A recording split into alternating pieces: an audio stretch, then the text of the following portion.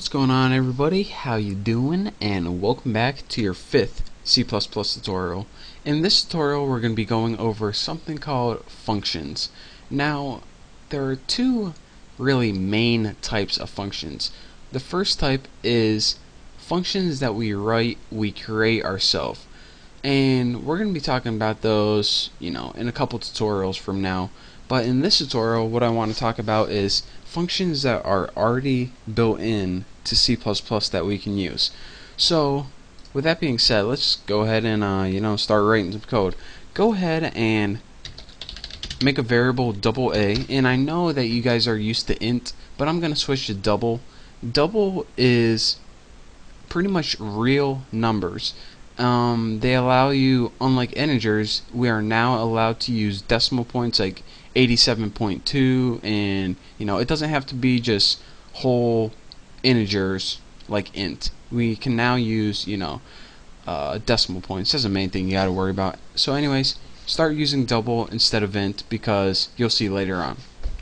So now that we have a blank variable called a, let's go ahead and take that and set it equal to this, sqrt, and write two parentheses, and in those parentheses write any number you want, like 154. Pretty cool, huh?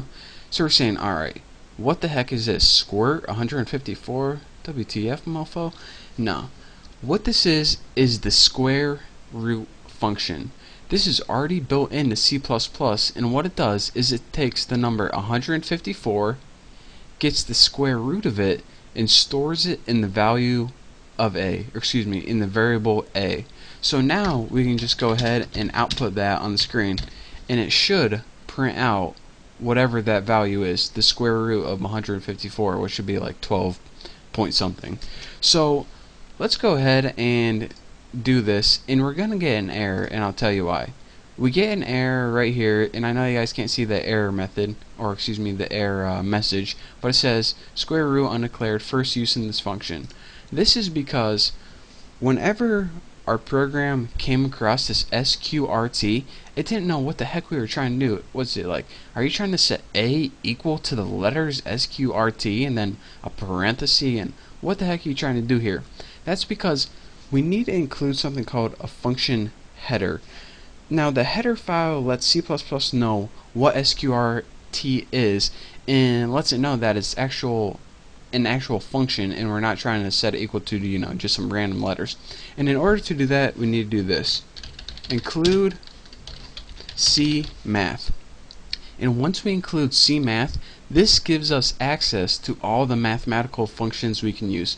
So now that this is included in our program, whenever we come across this line of code right here, it knows that it's not just 4 random letters and some parentheses. It knows that this is a mathematical function and is to be treated as such.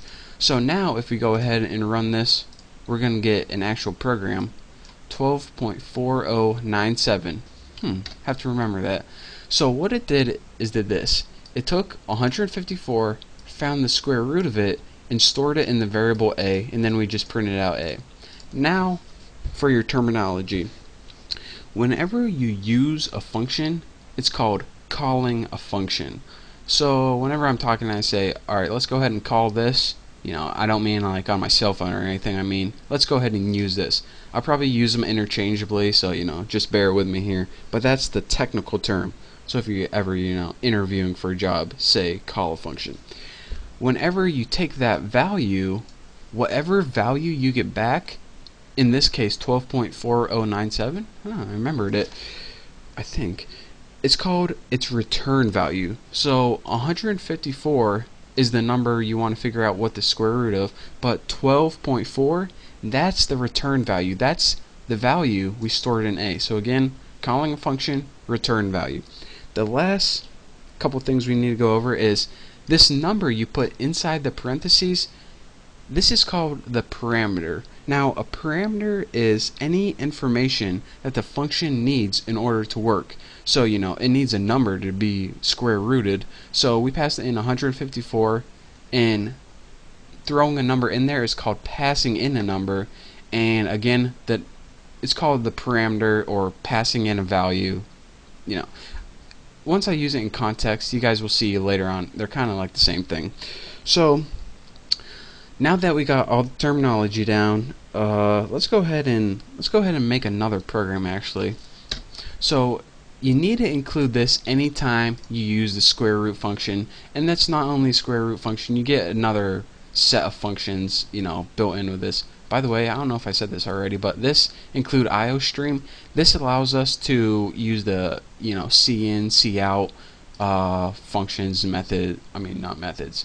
That's from another computer language that I've been using. But anyways, enough of me rambling. Let's go ahead and create another program. So let's go ahead and make another double number and also double answer, and let's go ahead and allow the user to enter a number, and then we will calculate the square root of that and then print it out for them. So how do we make the user enter information? Cin, and then whatever number they enter is going to be stored in the variable number. And now let's go ahead and take that number, find the square root of it, and store it in the variable answer. So answer equals sqrt of number. So whatever number they entered, we're gonna get the square root of it, and that's the return value, the answer, and we're gonna store that return value in our variable answer. So now all I have to do is print out answer, cout answer, and let's go ahead and end that line. So now this should work as long as I didn't spell anything wrong.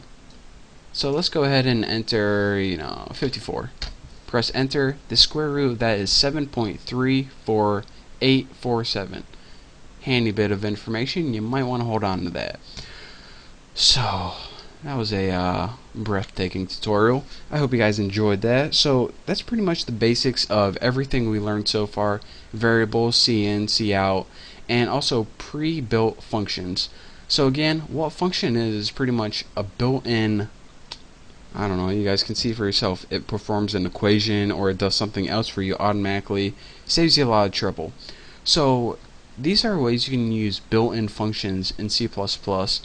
In the upcoming tutorials, like I said, there are also ways we can create our very own functions, which is a lot more fun actually. So that's what you guys have to look forward to in the next couple tutorials, and also hearing my beautiful voice. So don't forget, you have to have that to look forward to. And you know what else you have to look forward to? All this source code for you guys for free on my forum. Click the link below, sign up, leave me a couple messages, tell me how awesome I am, and go ahead and get it for free. So anyways, thank you guys for watching. Don't forget to subscribe, and I'll see you guys later.